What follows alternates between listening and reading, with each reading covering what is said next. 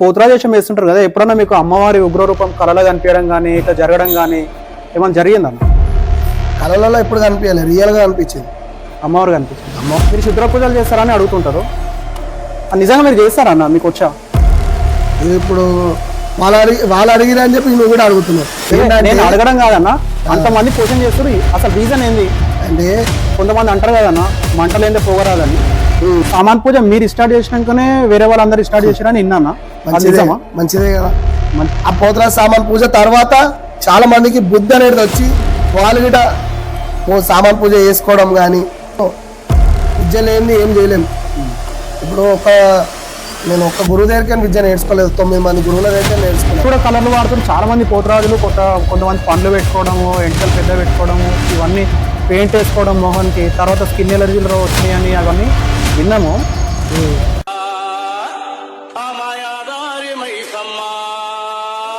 ఈ నెల 26 తారీఖు అంగరంగ వైభవంగా గోల్కొండ బోనాలు ఎంతో ఘనంగా జరగబడతాయి.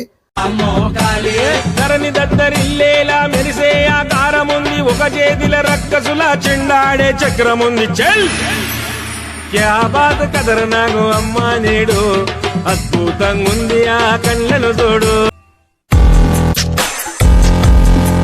నమస్తే భారత్వాసి టీవీ. ఈ నెల 26 నుండి తెలంగాణ బోనాల జాతర ప్రారంభం కాబోతుంది. తొలి బోనం గోల్కొండలో ప్రారంభమై చివరి బోనం అక్కడే ముగుస్తుంది. ఈ తొలి బోనానికి పోతురాజు వేషం వేసే తవార్ శివన దగ్గరికి మనమైతే వచ్చినాం.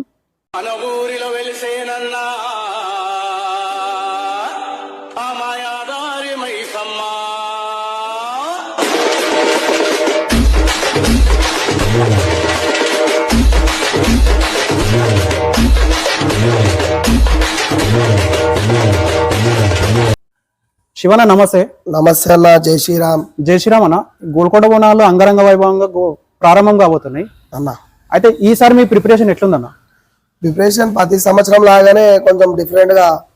ప్రతి సంవత్సరం పబ్లిక్ ఎట్లయితే డిఫరెంట్ గెటప్ లో కనబడతారో మా పోతురాజులు కానీ నేను కానీ, ఈ సంవత్సరం గిట పోతురాజు సామాన్ పూజ గిట భారీ ఎత్తున చేయడం కానీ, ఇంకా డిఫరెంట్ గా పోతురాజేశం భారీ ఎత్తున గెటప్ తయారు కావడం కానీ అవన్నీ ప్రిపరేషన్ జరుగుతున్నాయి. ఇప్పుడు ఎప్పుడుందన్న సామాన్ పూజ? సామాన్ పూజ ఇంకా డేట్ డిక్లేర్ కాలే, అనుకుంటున్నాం 12 లేకపోతే 16 తారీఖు లేకపోతే అనుకుంటున్నాం. దాంట్లో ఏదో ఒక డేట్ ఫిక్స్ అయితే మాత్రం సామాన్ పూజ రిలీజ్ అవుతుంది. ఇంకోటి, సామాన్ పూజ మీరు స్టార్ట్ చేసినాకనే వేరే వాళ్ళందరూ స్టార్ట్ చేశారని విన్నానా? మంచిదే కదా, మంచిదే. ఎందుకంటే ఒక టైంలో పోతురాజు సామాన్ పూజ అనేది వాల్యూ లేకుండే. వాల్యూ ఎట్లా లేకుండే అంటే కుర్చీల పైన పెట్టుకొని, ఏనో అరుగుల పైన పెట్టుకొని కట్టుకొని తిన్నవాడేస్తుండే, రెస్పెక్ట్ లేకపోతుండే దాన్ని.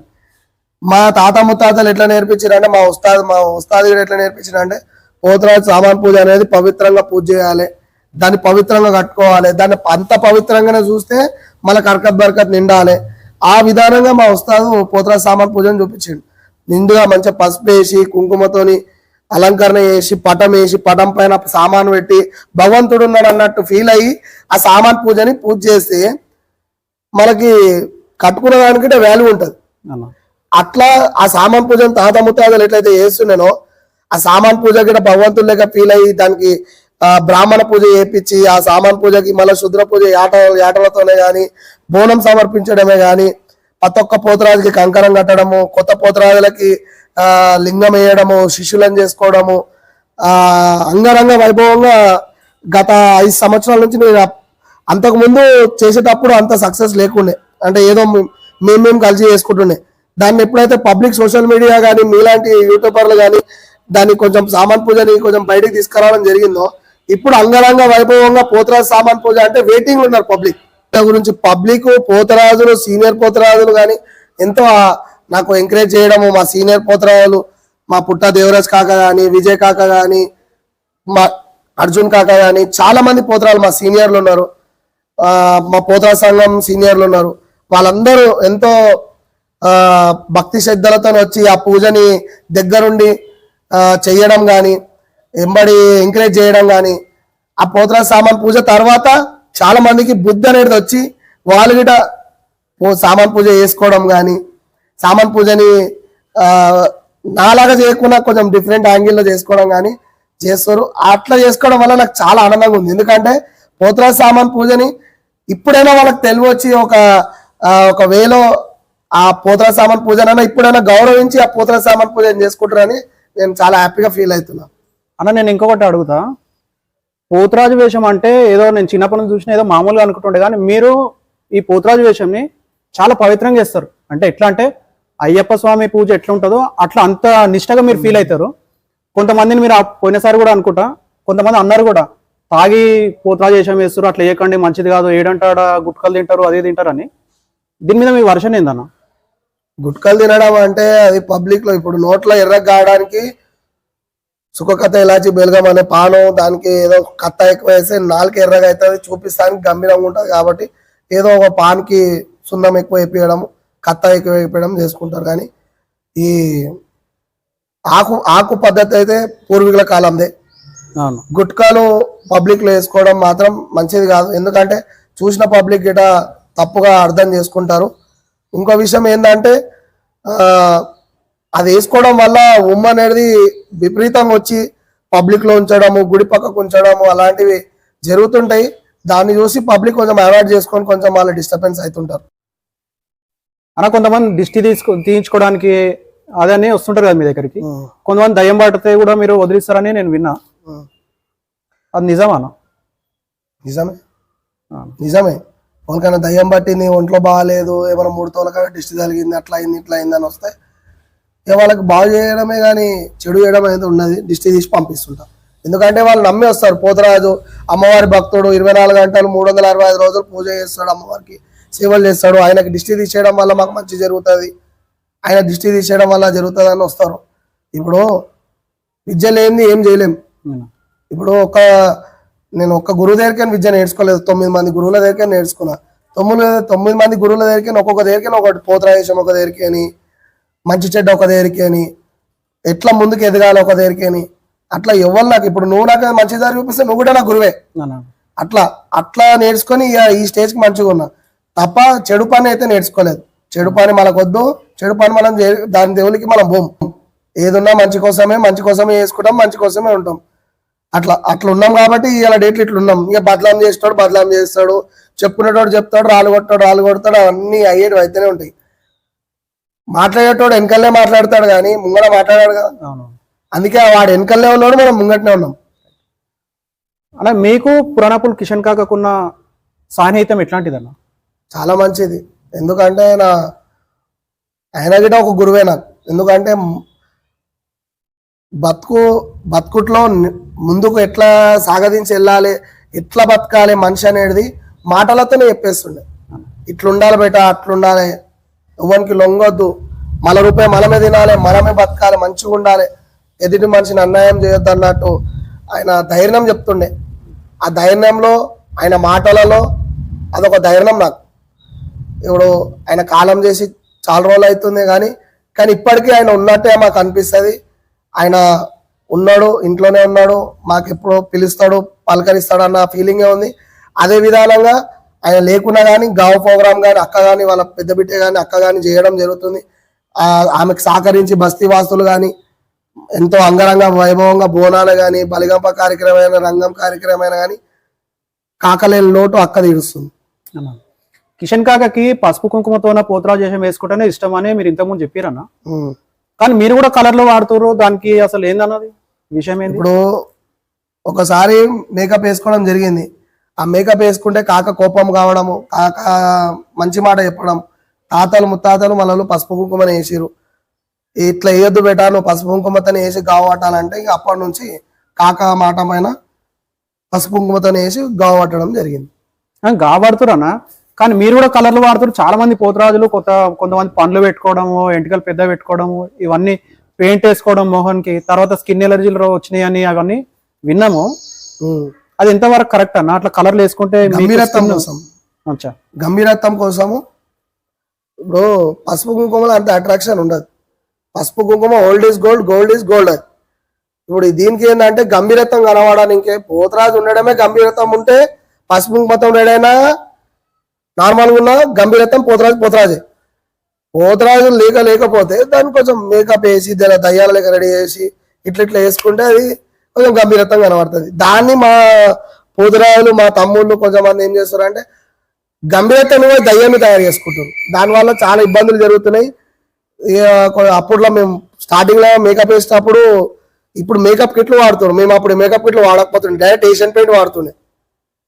మేము వాడేది ఏషియన్ పెయింట్ వాడినాం డైరెక్ట్ గా.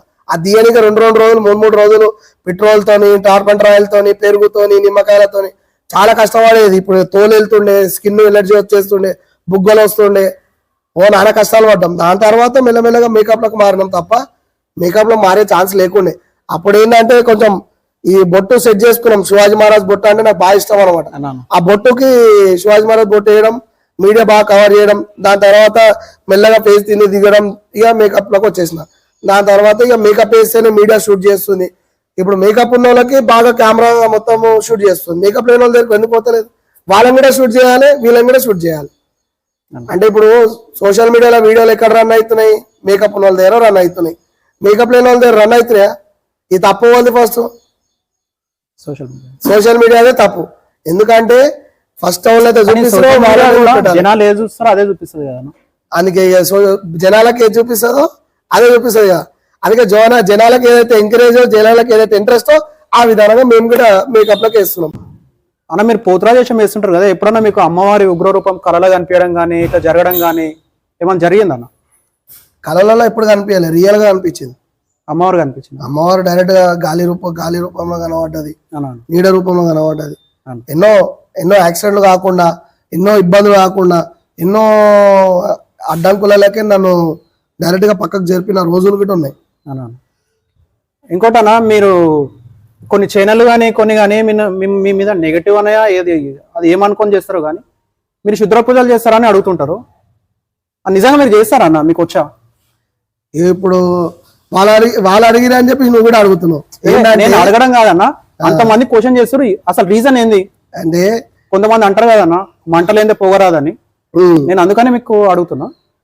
మంట రాదే పొగరాదంటే కట్టె కరెక్ట్ ఉంటే పొగరాదు అన్న. కట్టెలు కరెక్ట్ ఉంటే పొగరాదు అన్న. కట్టెలు హెచ్చిపచ్చి ఉంటేనే పొగ వస్తుంది. అవన్నీ హెచ్చిపచ్చి ఉన్నాయి కాబట్టి పొగ వస్తుంది. కట్టె కరెక్ట్ ఉంటే పొగ వస్తుందా? రాదు. బొగ్గు కరెక్ట్ ఉంటే పొగ వస్తుందా? బొగ్గులనే చిక్పాటు ఉంటేనే పొగ వస్తుంది. అట్లా అదేంటంటే మనం చేసే మంచి పనిని చెడుగా ప్రచారం చేసిన వాళ్ళే ఎక్కువ ఉన్నారు. ఇప్పుడు నీకు బాగాలేదని వచ్చినావు, దిష్టి తీపించుకున్నావు, మంచిగా అయినా వెళ్ళిపోతావు. మా తాత ముత్తాతలు ఏమైనా దిష్టి తగిలితే దిష్టి తీసేస్తారా, లేకపోతే గోలు వేస్తారా? అంటే ఒకప్పుడు దిష్టి తీస్తుండ, ఇప్పుడైతే అదే ఇప్పుడు చాలా మందికి అదే చేస్తారు. ఇక నాతానికి వచ్చిన వాళ్ళు కూడా దానికోసమే వస్తారు. అన్న పోతురాజుకి గావ పోతురాజుకి తేడా అయిందన్న? పోతురాజుకి గావ పోతురాజు తేడా ఏంటంటే, గావ పోతురాజు ఏంటంటే అమ్మవారికి సంబంధించిన రియల్ అయిన తమ్ముడు అన్న. ఇప్పుడు భక్తితో వేసే పోతురాజు ఇటు అమ్మవారికి తమ్ముడే. కానీ గావ పోతురాజు ఏంటంటే అమ్మవారికి ఏదైనా కానీ ఏ పని చేసుకొని రమ్మన్నా కానీ అమ్మవారి ఆజ్ఞ లేని ఆ పోతురాజు చేయలేడు. ఇప్పుడు గావ పట్టాలన్నా అమ్మవారి ఆజ్ఞ ఉండాలి. ఇప్పుడు నిమ్మకాయ గావ పట్టాలన్నా, గుమ్మడికాయ గావ పట్టాలన్నా, ఆనమకాయ గావ పట్టాలన్నా, యాట గావ పట్టాలన్నా, పోతురాజు దున్నపోతు గావ పట్టాలన్నా అమ్మవారి ఆజ్ఞ ఉండాలి. ఆజ్ఞ లేని ఏం చేయలేం. ఆ గావ పట్టే పోతురాజు ఒక విధంగా ఉంటాడు. నార్మల్ గా పోతురాజేశం వేసుకొని అమ్మవారికి ఆ నాట్యము విన్యాసం చూపించి అమ్మవారిని దర్శనం చేసుకునే పోతురాజు ఒక తీరుకుంటాడు. ఇక తాయి తందనాలు ఆడి తిన్నవాడిపోయి మీద పడి లేచి ఆనికి పైసలకి ఈయన పైసలకి ఇట్లా ఉడతాళ్ళకి వేసి పిచ్చర్లకి వేసే పోతురాజు ఒక మనిషి ఉంటాడు. అంటే వాళ్ళంతా యాక్షన్ చేస్తారా? వాళ్ళ మీదకి నిజంగా వస్తాను పోతురాజు? ఇప్పుడు గావ పోతురాల కంటే దేవుడు అనేది పోతలింగడు అనేది పూంతాడు. నార్మల్ వ్యక్తులకు పూనాడు. నార్మల్ వ్యక్తులు పోతురాజేశం వేసినామా, అమ్మవారిని దర్శనం చేసుకున్నామా, నిష్ట దిమ్మలతో ఉన్నామా. ఇక కొంచెం మందికి తాయినాకకి అందరికి పూనకం వస్తుంది, రాదా? నరాల వీక్నెస్ పోతుంది కదా, హెవీనెస్ వస్తుంది.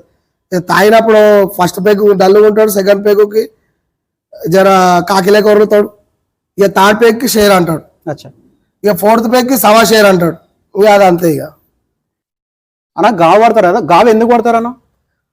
గావ ఎందుకు పడతారంటే అమ్మవారికి ఒక ఉగ్ర రూపంకి శాంతిని అన్న. ఇది ఒక విధమైన ఒక పెద్ద కథ. ఇది ఆ కథలో పోతలింగడు పోయి చాకలి పుల్లయ్యని గావ పడతాడు అమ్మవారి పట్టు చీర విషయంలో. ఆ గావ పడితే పనిబాటలో ఎవరు ఉండరు మళ్ళా చేయడానికి అని చెప్పేసి మళ్ళా అమ్మవారే తీర్చిదిద్దిన ఆ విషయాలలో.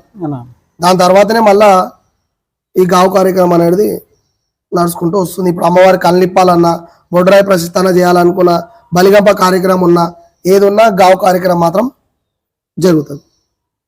మీరు పోతురాజేశం ఉన్నప్పుడు ఇట్లా కోడిని చేతను కొడతారన్న అది ఆ అది టెక్నిక్ మా గురువు చూపించిన ఒక విద్య. అది అంటారు పలారం బండ్లకి దిష్టిలు తగలడం కానీ ఏ నజర్ తగలకుండా ఉండాలంటే అది మొత్తం పలారం బండికి తింపి చెయ్యి మీద కొట్టడం జరుగుతుంది. మళ్ళీ వేరే పోతురాజులు ఎవరు కొట్టారన్న, అది మీకు ఒక్కటే వస్తుంది ఆ టాలెంట్. దానికోసం ఆ టాలెంట్ ఏంటంటే మా గురువు ఇచ్చిన ఒక వరం అది. అన్న దేవుడు పైనకైనా వచ్చి తిండికి ఒక వరం తీసుకో అంటే ఆ వరం ఇస్తారు కదా గిఫ్ట్ లేక, అది మా గురువు ఇచ్చిన ఒక వరం అది. అన్న ఆయన ఇచ్చిన ఒక గాడ్ గిఫ్ట్ అది. ఇప్పుడు మీకు పడనోళ్ళు కావచ్చు అది కావచ్చు అని చెప్తుంటారు కదా మీరు. కొంతమంది మీరు పోతురాజేషన్ ఉన్నప్పుడు నిమ్మకాయలకు మూలలు వచ్చి గాజు పెంకులు అవి వేయడం జరుగుతుంది. అవన్నీ ఒక అప్పుడు జరిగినాయి, ఇప్పుడు జరుగుతలే. ఇప్పుడు ఏంటంటే మన పూర్వలు గిట్ట అలౌట్ ఉంటారు. ఒక అప్పుడు నిమ్మకాయల గుండుసులు పెట్టేసుడు, ట్యూబ్ లైట్ సీసం పెంకులు వాళ్ళ కొట్టేసుడు, మంట కొట్టే వస్తువులు పసుపుల చల్లుడు, మనిషి పైన చల్లుడు, వెనక చెడ్డీలలో పెట్టుడు, అవన్నీ ఒక అప్పుడు జరిగినాయి. ఇప్పుడు జరుగుతలేవు, ఇప్పుడు నడుస్తలే వాళ్ళ నాటకాలు. ఎందుకు నడుస్తలేవు అంటే మీకు నిజంగా జరిగినాయి అన్న అప్పట్లో. జరిగినాయి అని చెప్తాం, జరగకపోతే ఎట్లా చెప్తాం ఇవన్నీ. లేదు మీకే జరిగిందా? చాలా మంది ఇట్లాంటి పోతురాజేషన్ వేసుకోవడం మీద మస్తు మంది జరిగినాయి. పోతురాజుని డైరెక్ట్ గా వచ్చి డైరెక్ట్ షూట్ చేసే అంత ఛాన్స్ ఉన్నది. వెన్నుపోటు అంటారు చూసినామా, అది ఇట్లనే ఈ మార్గంగానే చేస్తుంటారు అట్లా. ఇక వాళ్ళకి ముంగడ వచ్చి చేసే ఛాన్స్ లేదు కాబట్టి ఇక చిన్న పొరలతో అవి ఇవి వేసి చల్లుపీయడం అప్పుడు చేసిర్రు. ఇప్పుడు ఏం పప్పుడు కదా, ఎందుకంటే ఇప్పుడు ఎట్లున్నదంటే యూత్ ఎంబడి పోయినామంటే ముంగట ఏమైతుంది అనేది ముందే అబ్జర్వ్ చేసి ఇన్ని ఆపేస్తారు. అంటే అవన్నీ అనుభవించి వచ్చినాం కటారగాలం కాబట్టి ముంగడ నిమ్మకాయ పెడితే ఉత్తి అని తొక్కుడు లేదు, ఏం లేదు. మళ్ళీ ఎంబడి మళ్ళీ పర్సనల్ మనిషి ఉంటేనే అవన్నీ చేసుడు, లేకపోతే అవన్నీ నడుస్తలేవు ముందట్లేక. అన్న మీరు యూత్ అన్నారు, మీ ఎంబడి ఉండే యూత్ అన్నారు, కానీ ఇప్పుడు ఈ గోల్కొండ కానీ బల్కంపేట కానీ ఈ ఉజ్జయిని మాంకాళి కానీ మళ్ళీ లాల్ దర్వాజా బోనాలు కానీ ఇట్లాంటి జాగాలలో యూత్ చాలా మంది మహిళల పట్ల అసభ్యంగా ప్రవర్తించడము, గాంజాయి దాగి రావడము, చిల్లర వేషాలు వేయడం, దీని మీద మీరు ఏమంటారన్న? మీరు చెప్పిన వాస్తవమే. ఈ ఆడలని ఇబ్బంది పెట్టడము, కొట్టుకోవడము, కొట్లాడుకోవడం, దానివల్ల ప్రోగ్రామ్స్ ఖరాబ్ కావడము, అదొకటి ఇన్సిడెంట్స్ అయితే జరుగుతున్నాయి. అది జరగకుండా తెలంగాణ ప్రభుత్వం కానీ తెలంగాణ పోలీసు అధికారులు కానీ స్పెషల్ ఫోకస్ పెట్టి వాళ్ళని ఆకతాయిలని ఈజీగా మెథడ్గా వాళ్ళని క్యాచప్ చేసి ఈ ప్రోగ్రామ్ కి కానీ తెలంగాణ రాష్ట్రం బోనాల పండుగ అంటే చాలా పెద్ద పండుగ, ఈ ప్రోగ్రామ్ కి ఇబ్బంది రాకుండా వాళ్ళు ఈ చర్యలను తీసుకుంటారని చెప్పి నా మనస్ఫూర్తిగా అనుకుంటున్నాను. మీ దగ్గర నేర్చుకున్న వాళ్ళు కానీ వేరే వాళ్ళు కానీ మిమ్మల్ని బ్యాడ్ చేయడానికి ట్రై చేస్తారని అంటుంటావు, అసలు ఏందన్నది విషయం ఏంది అసలు? ఫస్ట్ మన దగ్గరికి మంచిగానే వస్తారు, మంచిగా ఉన్నట్టు నటిస్తారు, నటించిన తర్వాత జీవిస్తారు.